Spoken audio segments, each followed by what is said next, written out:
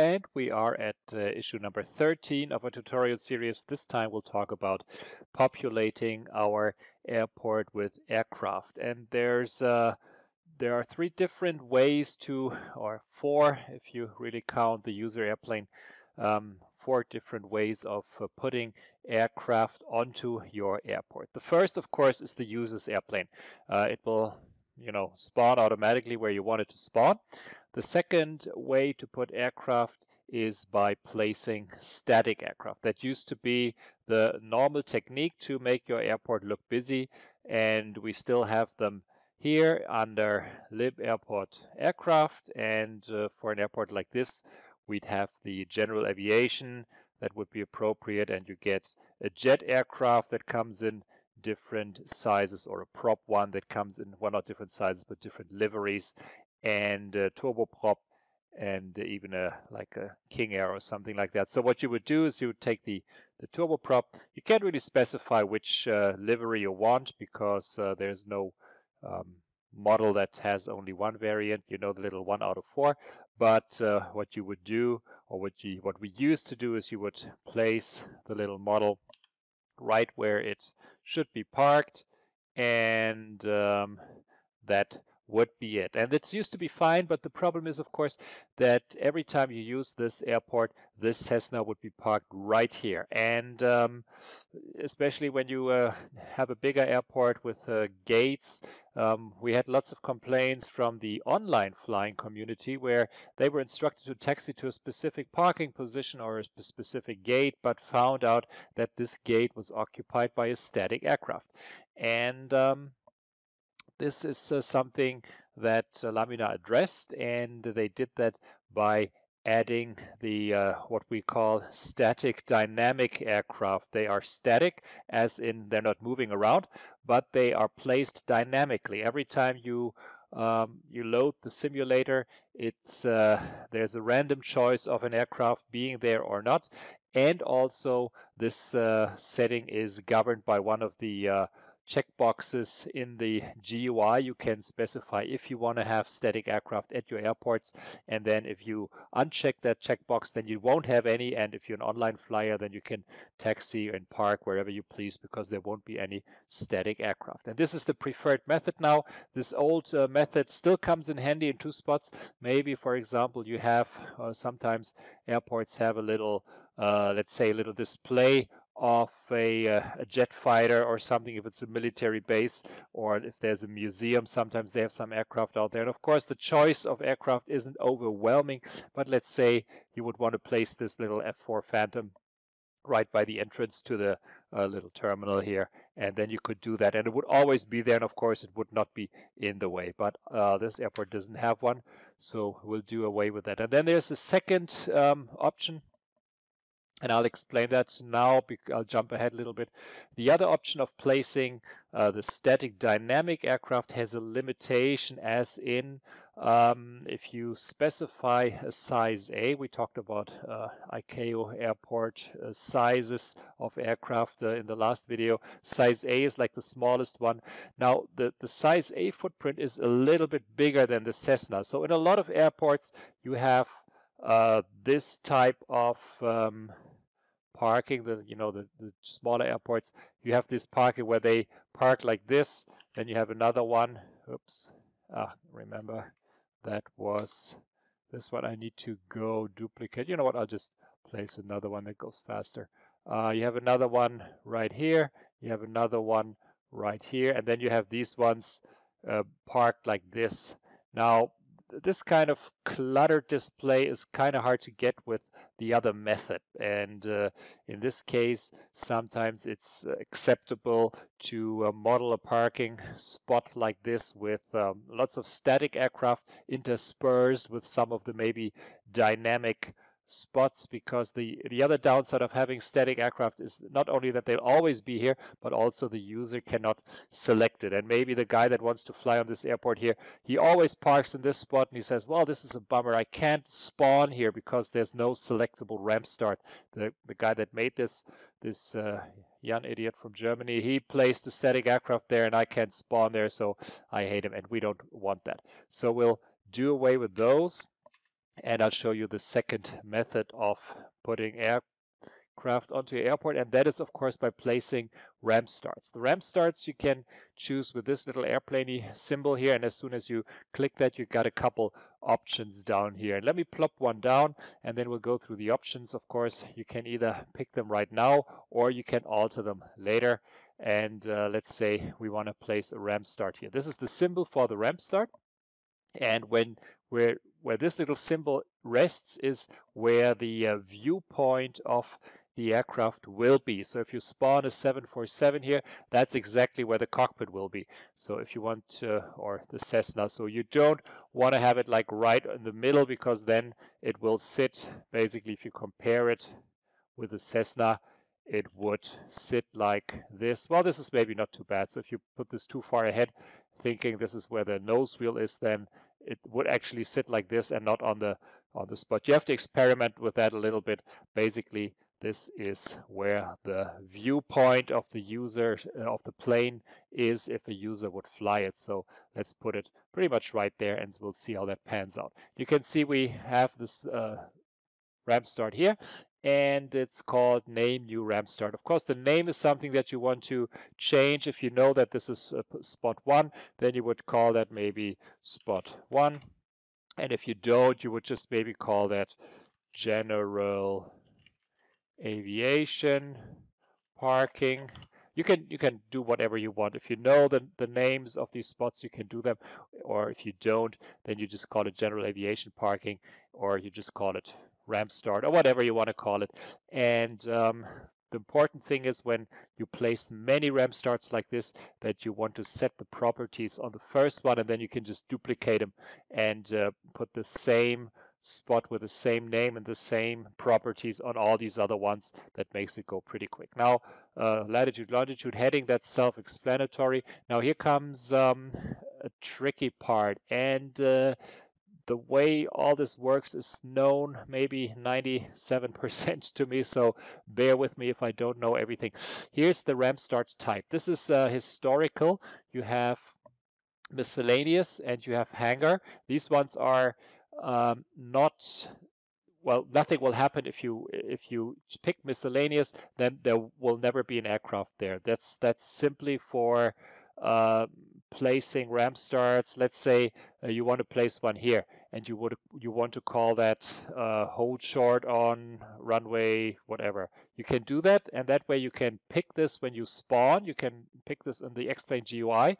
You call it maybe, you know, what I just said, and it doesn't really matter what you pick here, equipment type, size, or whatever, because the AI and the static airplane algorithm will never pick this. So if this is miscellaneous, this is simply for the user. The same thing as Hangar. I think Hangar doesn't do anything, and this would probably be a good choice if you actually place ramp start here in the Hangar, and that's only for the user to pick. The X-Plane algorithm will never place an airplane here, and I don't think, I'm not sure, but I don't think it would put a regular AI aircraft there either. This, again, I'm not totally sure. You have the equipment type. This is what tells the well, there's a like a little matrix. When X-Plane looks at aircraft, they look at the equipment type and they look at the equipment size, and they will also look at the ramp operation. So let's say we have ramp equipment type heavy jets. That would be like a 747 or a DC-10 or so. It wouldn't be like a 737. That would be a jet. And the size obviously is size A. So yes, a heavy jet size A doesn't really make sense, but you can pick it. There will probably nothing ever spawn there. And of course, nothing will spawn anyway because this is a hangar ramp start. If you want something to spawn there, pick gate or pick tie down. Those are the ones that you will want to use. Don't use the other ones unless you want to make these special cases like that I just explained. But normally you will either have a tie down, which would be a spot like this, or you would have a gate. If you pick gate, then X-Plane will use a pushback truck to push you back from the gate, and this pertains to AI aircraft, but also to yourself. If you park there, you could call or summon a pushback truck. So gates are left by backing out. Tie downs are left by simply turning towards the next taxi line, which would be in this case straight ahead, which is what we want. And so if you have, like, let's say we have a tie down here, heavy jets, turboprops is like a King Air or something, props is like a Cessna, helicopters and fighters. Now, if you specify, let's say, would make sense to have jets and props here allowed at this one, size A, and ramp operation. This is the next one. If you pick none, no airplanes will ever appear here. But if you pick general aviation, of course, that would be what would make sense here. Then you have general aviation, jets and props of size A appearing here. You could also do cargo or military. In this case, there are no, I think they're props, military props could be but you get the drift. This is what you want on a military airbase. You would pick military, and then there would just be olive or military type-ish looking aircraft appearing, or let's say this is a helicopter base, then you would pick helicopter and military. But this is a general aviation airport, so you would probably pick general aviation. It's not served by airline or cargo, but you can make cargo ramps by going cargo and so on. And then just experiment with that. Pick some options, see what happens, see what appears. And again, the cool thing is, or the next thing is, you can pick airline codes here. If you have if you have an airport and you know that this is only served by Delta aircraft, then you could go back and for example, on the airliners, if you click airliners, you can see these are all the heavies, these are the jets, these are the props and the turboprops. So if you say airliners, these are the options that we have so far. And there's DAL here. Can you see that? Heavy EDAL. So DAL is the three letter code for Delta Airlines. So you just put DAL. Make a space. Let's say also you know that United Airlines is parking here. United is UAL. So you would put DAL, a space, and then UAL. And that way you can specify which airlines should be parking here. But of course, if X-Plane doesn't find an airline that you specify here in its little library, then it will just pick something else, another heavy, maybe Virgin or whatever. And but this is handy if you know which airlines are parking in this gate or on this position regularly. Put that in here. X-Plane will populate it with the correct airline if it has it in the library. But there are also some party programs that have a bigger collection of airlines available, and they benefit if you put down the correct airline code into the tie down or gate ramp start. Now, Laminar Research is working on increasing the selection here, and we'll hopefully see more. There's an Air Berlin. It's they went out of business, but you'll still see them all over the place.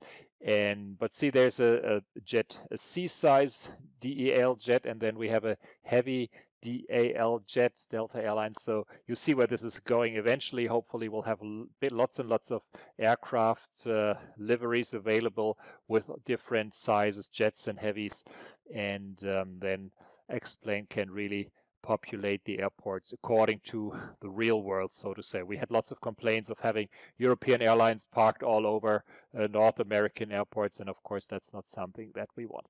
Now the next thing you want to look at, again, you go back to the taxi and flow, and you see the footprint of the aircraft ramp start that you placed. And this is something, see, I did place this this taxi line back here. This is something that you want to avoid. If Julian sees that, he says, well, this is no good, because if there's a Cessna parked here, then another Cessna taxiing would clip its wing on the tail. Now, remember when I said that the size A footprint is a little bigger than a Cessna? This is where it comes in again. If I go back to the Cessnas, let's see, there's the prop A, and I'll put the Cessna right on top here. You can see that it goes to about here, and if I switch to taxi and flow. Well, the Cessna would be fine, but the size A footprint wouldn't. So there you have it. What you could do is you could, of course, oops, that's not what I wanted. You could move the footprint up until it clears this taxiing thing back here, but then it might look silly because the Cessna would be parked way too far ahead. So yeah, let's say I have to go back to selection so I can grab the Cessna, and the Cessna would sit maybe here, and then I would put this one, oops, nope, I wanted to grab this one and push it maybe up here. Maybe you could get away with it like this, or you can just, if you say, well, I want this one, this is where it should be sitting because that's where the viewpoint is, and you can put it like this, and the next ramp start would be back here. And then you could say, well, I have my ramp starts. Now I need to adjust my taxi route, and pick V, grab this taxi route, and move this one maybe down. And now see, now it would clear this parked Cessna, even if it would leave a huge gap here, and still clear this one, and it should be fine like that. So this comes in, or this leads me to another thing. If you have a ramp start overlapping the taxi line, that is no go. We don't want that. But if you have ramp starts overlapping each other, you'll see that if I place this one next here, you see how the wingtips clip here. This is something that you should avoid if you want airplanes to appear on both of these, maybe like this. But if you can't, because they're simply too close, which on a lot of airports they are, then that's fine, because X-Plane will detect the overlap and it will only spawn one of each. And this sometimes happens with bigger ones where you have like a size C and then you have another size C over here. And sometimes you have like a couple gates that are really close to each other, like maybe like this, and then there's a third one that's in the middle, and where they would park like a size D or something, and then sometimes they're slanted like this, or even a bigger one, and this clearly overlaps with the other ones. If you do big airports, you get this a lot, but X-Plane allows for it because they say, well, we'll just spawn this one in the middle, and then we'll omit this one, we'll omit the second one here as well, or we'll just spawn the two on the sides and omit the one in the middle. You'll never see overlapping static aircraft because X-Plane detects that the ramp starts overlap and will only display one of two. Now, the last way of getting aircraft onto your airport is, of course, X-Plane placing real AI aircraft. Those are the ones that when they spawn, they have their lights flashing. That's how you can really easily see them. They will call for service trucks, and once the servicing is done, they will start taxiing on your taxi routes and go to the runway and take off or land. And or they will spawn in the air and they will land at your airport if your airport has a runway that's big enough. And I think this is another thing that I'm not 100% sure, but I've heard it quite a few times. And you have to have a ramp start that is big enough to take them. If you have big runways and everything, but you only have size A ramp starts, then the jumbo jet will say, well, I could land, but I couldn't park anywhere, so I'm not going to do it. And this is something else that sometimes confuses users. They say, well, these aircraft are not using my airport, but in the X-Plane GUI, they only set up, let's say, 10 747 AI aircraft, and those never land, even though the runway may be big enough, but they don't have any parking spots for size E, or even, I think, F is actually needed for the 747. And that's why you want to make sure, if you're not sure about all these things, just go by what the real situation would dictate. I mean, obviously, this isn't what you would expect here. These are all size A parking spots. And we talked about the size of the taxiways before. I did allow some size B taxiways here. This one is a size B. So you can see if I click on it, size B. This one is just a size A. So I'm thinking, well, most of these airports here, airplanes here would be size A, like little Cessnas and maybe the little Cirrus jet or something like that. And then we may have one or two rich guys here that actually have a size B aircraft, maybe a King Air or something like that. And then I would say, well, maybe this rich aircraft guy lives here. He's got his hangar here, and well, maybe he has jets or props of size B, and he parks them right here. And I would move this over so that, you know, it just simply doesn't clip, or maybe even say, hey, you know, maybe he has a little pushback truck that can go in there and make this a gate. And then I know that the plane would taxi here, park like this, stop here, and or even go in a little further, because you can see this hangar has the wall right here, so the wings could fit inside. Well, you could even go like this and have it sit in here. Now the downside is when later on we get to the ground vehicles aren't aware of the walls here. So whenever this guy asks for pushback, you'll get this pushback truck that goes right back here, and it's going to plow through this hangar, it's going to plow through the wall, appear coming out of the wall, and then push you back. If you can live with that, that's fine.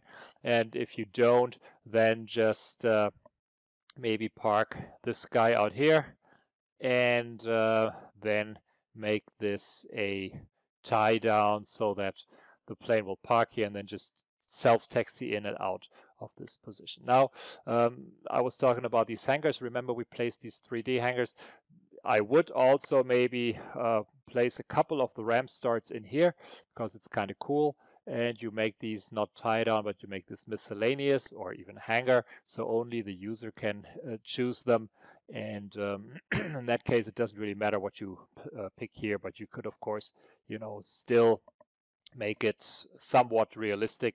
And of course, we wouldn't have any airline codes for that, but we have general aviation B, hangar, jets, turboprops, props, and have this guy be here. And there's another one. See, I have this helipad over here. If I switch back to selection, you can see I added a little H with lines, and I would probably also put a ramp start over here, and I would call it a miscellaneous, so only the user can pick it. I don't want a helicopter sitting here when I want to land, so I'm just putting the miscellaneous size A, and I would make this a helicopter just to stay in line with things.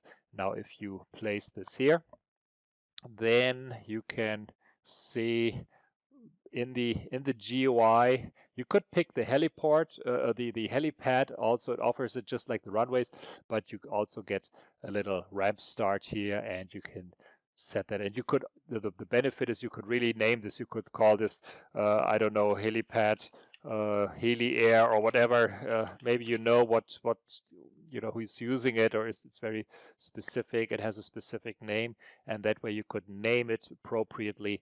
That beats just having it called H1 for helipad 1. And that's what I like to do when I place helipads on top of buildings or on my airport. Well, you get the drift. This is it. This is how to place ramp starts. Just a little recap. The ramp starts are used mostly by the static dynamic algorithm of placing static aircraft, but it's also used for the AI aircraft to spawn or to park after they landed. Can be used by the user as well, of course. And as I said, don't place static aircraft unless you really have to. They are not very flexible, and they're not really the recommended way of placing aircraft and populating your airport anymore. Hope you enjoyed this video, and stay tuned for the next.